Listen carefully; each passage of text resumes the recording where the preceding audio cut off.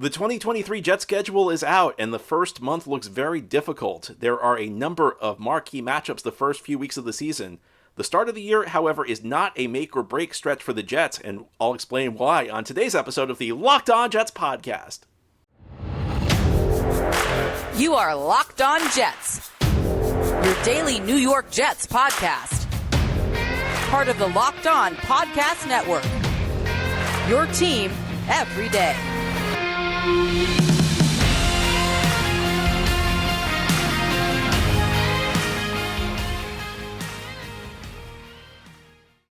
Welcome, this is the Locked On Jets podcast, part of the Locked On Podcast Network, your team every day. It's Friday, May 12th, 2023, and I'm your host, John B. from GangGreenNation.com. Thanking you for making the show your first listen or first watch every day. Subscribe to this show for free on YouTube or wherever you get your podcasts so that you'll get new episodes as soon as they're posted. If you're listening on a podcast source and like the show, give it a 5-star review. And if you're watching on YouTube, give this episode a big thumbs up. These things help the podcast out and help other Jets fans find Locked On Jets. The NFL schedule was officially released yesterday. We're going to talk about the Jets' 2023 schedule on today's episode. It begins with, I think, what anybody would say is a difficult stretch. The first 4 weeks of the season, the Jets begin by hosting the Buffalo Bills on Monday Night Football. That's an 8:15 kickoff the first week of the season. Week 2, they go to Dallas on a short week, a 4:25 p.m. Eastern kickoff. Week 3, they come back home and they host the Patriots at 1 p.m. kickoff. And then week 4, they host the Kansas City Chiefs on Sunday Night Football, 8:20 p.m. The first Jets Sunday night game since 2011. We have to go back 12 years for the Jets to be on Sunday Night Football. And it should come as no surprise that the Jets are featured on primetime quite a bit in the early part of the season and quite a bit overall. I think that was to be expected with Aaron Rodgers on the team. Aaron Rodgers is one of the most recognizable quarterbacks in the NFL, one of the league's biggest stars. The Packers, while he was there, were a feature of primetime games. So we could expect that the Jets would have a number of early season primetime games and a number of primetime games overall. I think we all knew that to some extent the week 1 game the Jets played was going to be a featured game. There's a lot of interest in how Aaron Rodgers is going to play as a member of the New York Jets. And I think I was expecting it to be a primetime game. It wasn't clear who it would be against. There were some rumors the Jets may play the Giants week 1. That would have been an interesting game. But Buffalo is certainly a marquee matchup. These are essentially what are viewed as the top two teams in the AFC East. The Bills, the 3-time defending division champion. The Jets, a team trying to challenge Buffalo in the early part of the season. These teams will kick off against each other. Somebody will get an early lead in the race for the AFC East. What follows is what should be a difficult trip to Dallas. I think a lot of the teams in the NFL, we don't really know whether they're going to be good or bad. I think week 2 heading to Dallas, that's a test. Week 3 back home for New England. I know the Patriots have the long winning streak against the Jets. That's the least difficult game of the stretch on paper. That's a game I would dare say the Jets should win. Now, it doesn't mean that they will. I mean, last year I said the Jets should beat the Patriots when they played them at home in the middle part of the season, and they lost. And I still think they should have beaten the Patriots, so there's no guarantees. But I think of the first 4 weeks, that's the game that you look at and you say that's the game that should be a win. And then week 4, the Jets, of course, host the Kansas City Chiefs, the defending Super Bowl champions, Rodgers versus Patrick Mahomes, a marquee matchup on Sunday Night Football.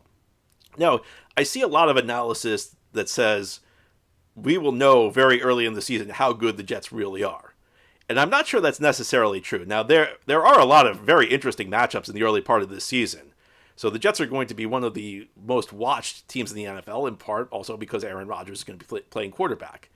Is this the stretch that will determine success or failure in the season? That I don't know.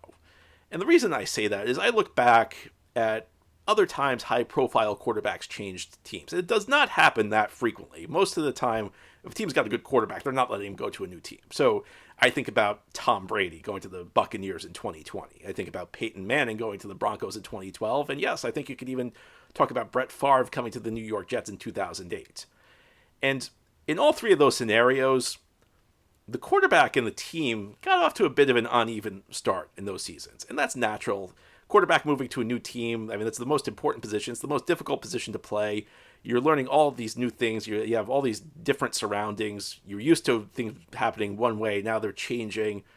It typically takes some time for your quarterback to get acclimated.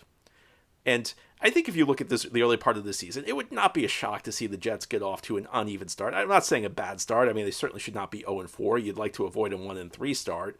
But it might, if you look at it as a tough schedule combined with Rodgers acclimating himself to a new situation, it seems like the recipe's there for the Jets to be a little inconsistent at the get-go. Now, what happened with Brady, what happened with Manning, what happened with Favre on their new teams? After they got off to a bit of a slow start, the team, around the midway point of the season, really started to kick it into gear. After the quarterback starts to feel comfortable, after things have a chance to settle, and that would not be a surprising outcome to me for the Jets. Now, of course, they could go out and start 4-0.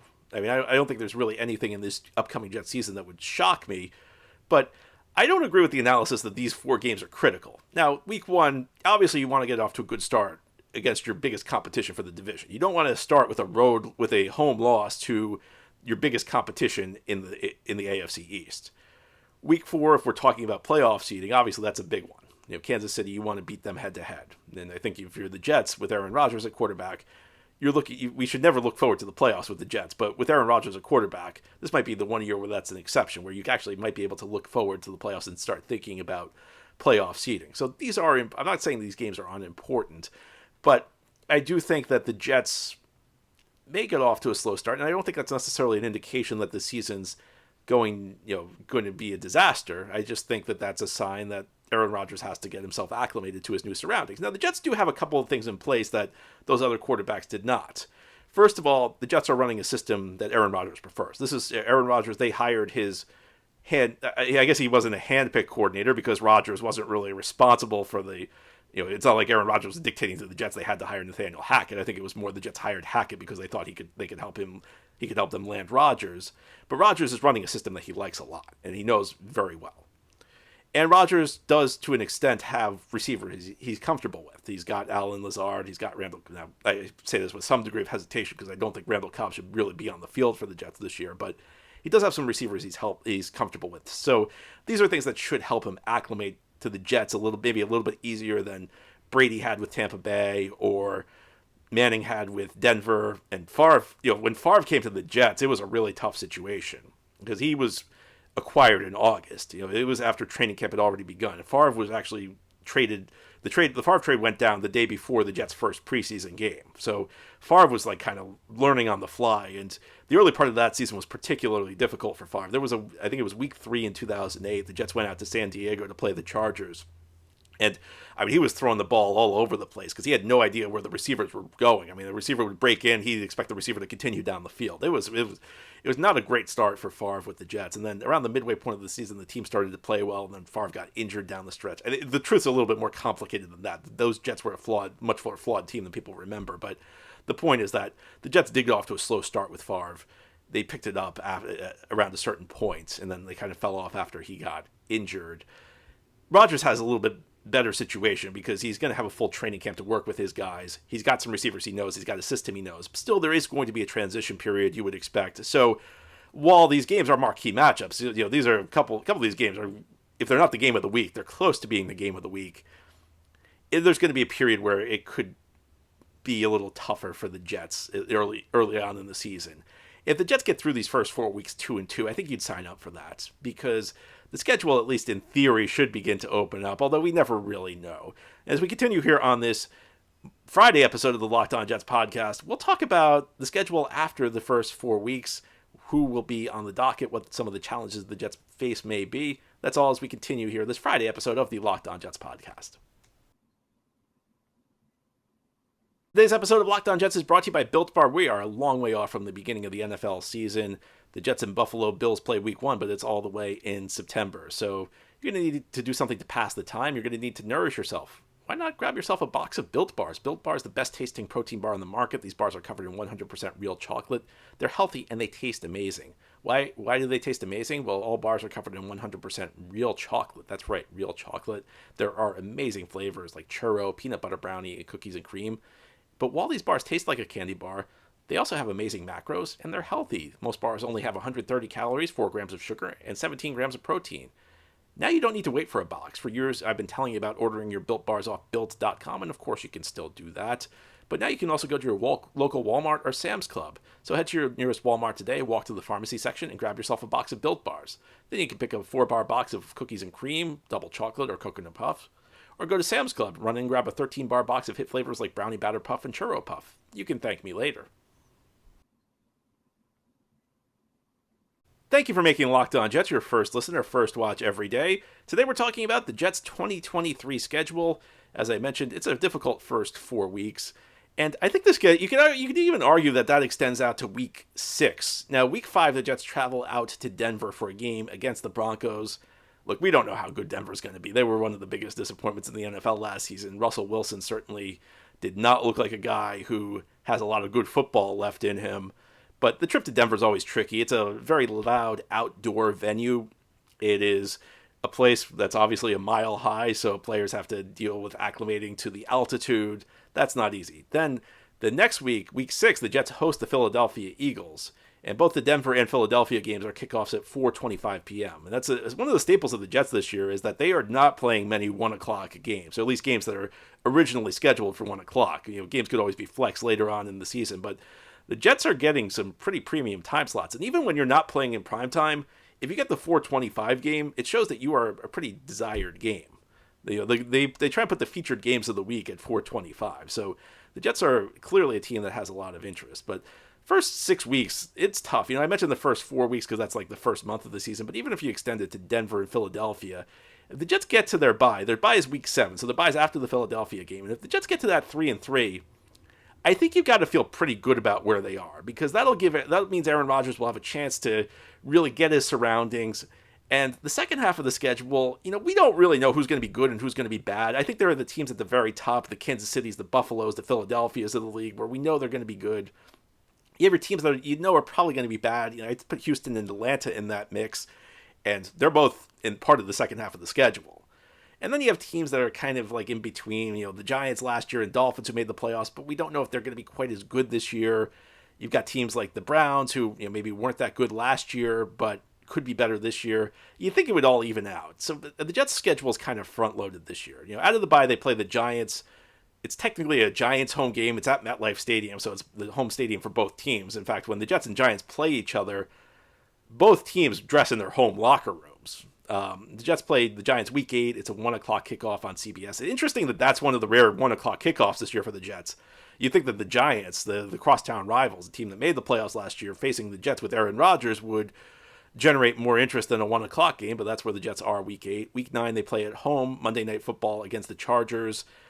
Week 10, they go to Las Vegas to play the Raiders, Sunday Night Football.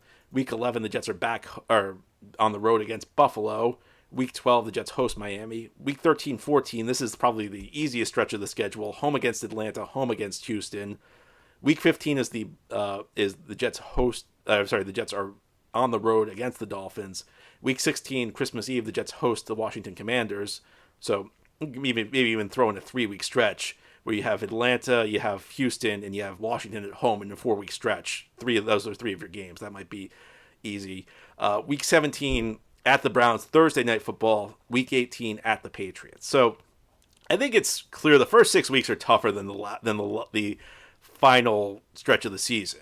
The first 6 games, the Jets have a number of tests. Even the teams that aren't necessarily going to be the elite in the league, Dallas, Denver, those figure to be fairly difficult road venues to play at. And then after that, you've got the Giants, the Chargers are going to be bad. You have the Giants, you have the Chargers, the Raiders, the Bills, which will be tough. Miami, Atlanta, Houston, Miami again, Washington, Cleveland, New England.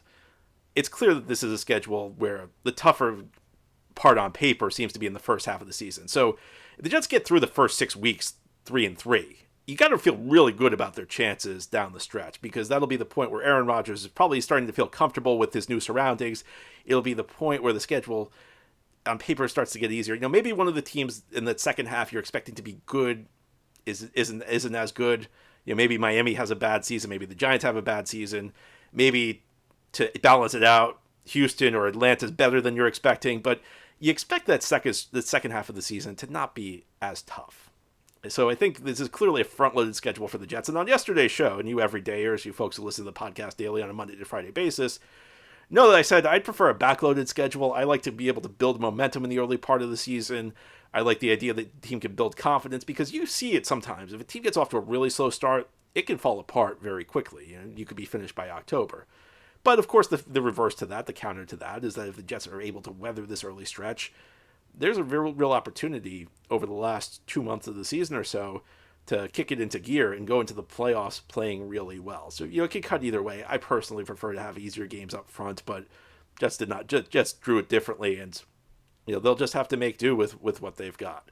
Now, ahead here on the Locked On Jets podcast, we will close out this Friday episode as we discuss the schedule. I'll have a few more thoughts about some of the challenges, some of the things that aren't so challenging with this 2023 Jets schedule. That's as we continue this special schedule edition of the Locked On Jets podcast. The Locked On Jets podcast here on this Friday. We're talking about the 2023 Jets schedule. So there are a few things that stick out to me about this schedule. And, some of them are challenges for the Jets. One thing that really jumped out at me is that the Jets will be playing 4 times on a short week.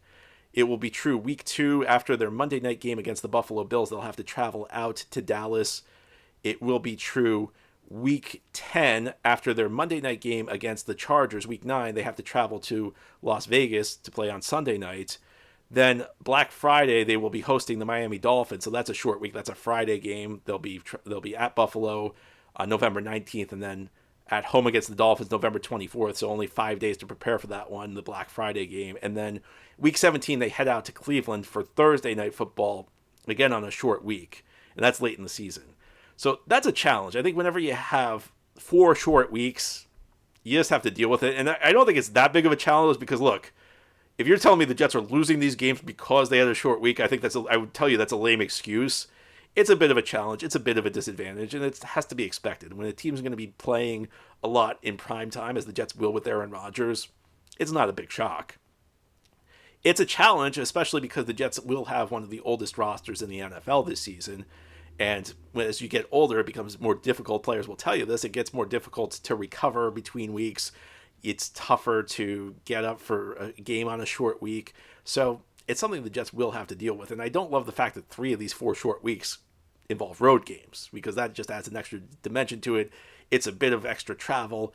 It's a day that you lose because you have to go out, especially the Thursday night game. It's really difficult to prepare for Thursday night game, and especially late in the season.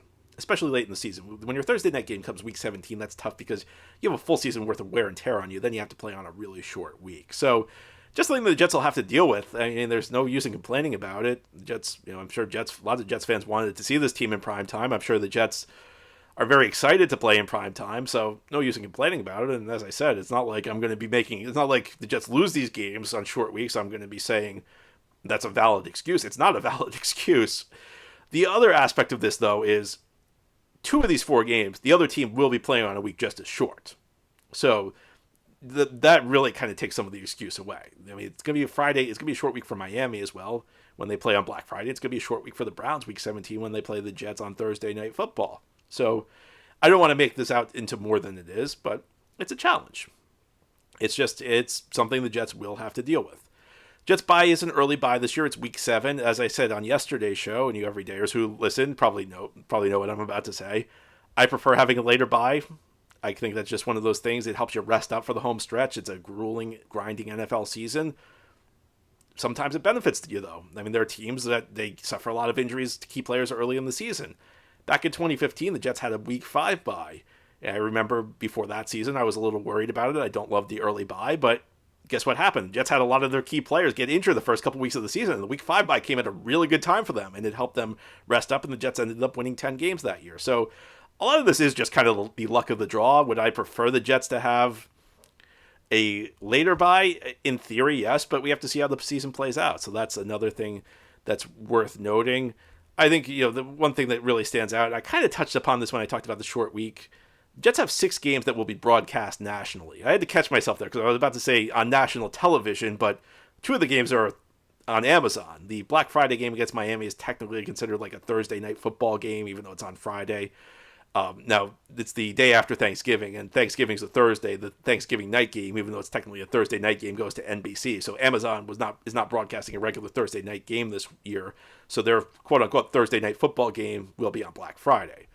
And the other game on Amazon is the regular Thursday night game, Cleveland, Week 17. And again, that's not a surprise. I think one of the things that you're seeing is that the Jets are a team that's generating quite a bit of interest across the NFL because they have Aaron Rodgers. Aaron Rodgers is one of the marquee players in the league. So the Jets are drawing attention to them. One other thought I have, and this doesn't really deal with the Jets necessarily, but the fact the Jets are playing Atlanta as their 17th game, and Atlanta is the extra game. So if there was a regular 16-game format, the Jets would not be playing Atlanta. The way the 17th game works is you play one team from the other conference. So NFC teams play AFC teams play NFC teams, and they rotate the division your 17th game is played against each year. So this year, AFC East teams play their 17th game against the NFC South. And because the Jets and Falcons both finished in 4th place in their divisions last year, they're the teams that meet. That's a really lame way to do the 17th game.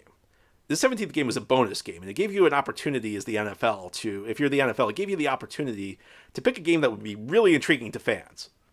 Instead, we've gone with the lamest possible route, where the Jets are playing the Falcons. There's only one solution to this. The Jets should be playing this game in Lambeau Field. It should be the Rodgers return to Lambeau Field. We have this extra game that we can create a marquee matchup with. The Jets should be going to Lambeau Field. And look, I'm not complaining because I'd rather play Atlanta at home than have to go to Green Bay. But something that occurred to me as I was watching the schedule is the NFL really took a great opportunity with this extra game and did something very boring with it. So I shouldn't complain because I think playing the Falcons at home is going to be an easier game for the Jets. So, hey, I should be happy about it. But as a fan of the league, it would have been much more intriguing to see them do something a little bit more creative with this game. But they did not.